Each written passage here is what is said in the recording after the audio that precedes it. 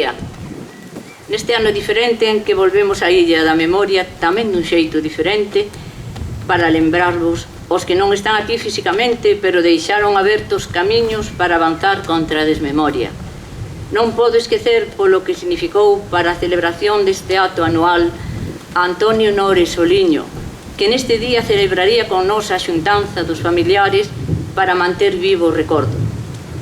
Aqueles primeiros anos en que se acordou volver a retomar este camiño, botouse a andar para non parar ata hoxe e dar testemunho da grande historia de sufrimento que aínda non rematou.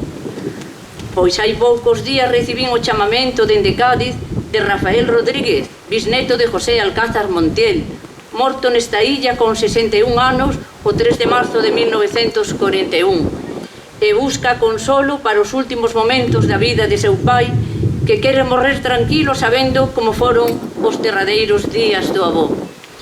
De aí a necesidade de dar resposta e de que estes actos son necesarios e seguir o camiño e guía das persoas que aquí deixaron o mellor da súa vida.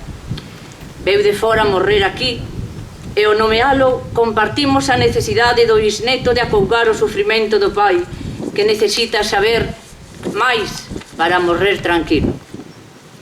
Antonio Nores esperaba este día e reunir os familiares era o seu desexo e mantiña a conexión acotío connosco para compartir e estivo presente en todos os actos, aportando o seu saber dende aquelas primeiras xuntanzas neste lugar, onde conseguimos reunir as familias dos que por aquí pasaron e deixaron os recordos que xurdiron, o velo enreixado, o que amosaban as caras dos seres queridos no que sería para algúns o derradeiro sorriso.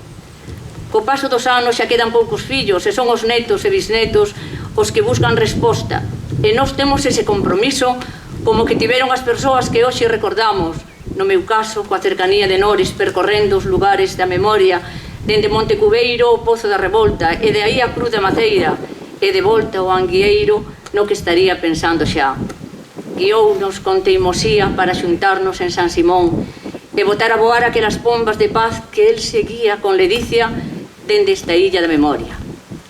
Chato Galante, Pepe Pereiro Francés, Antonio Nores Soliño, sempre estarán connosco. Gracias.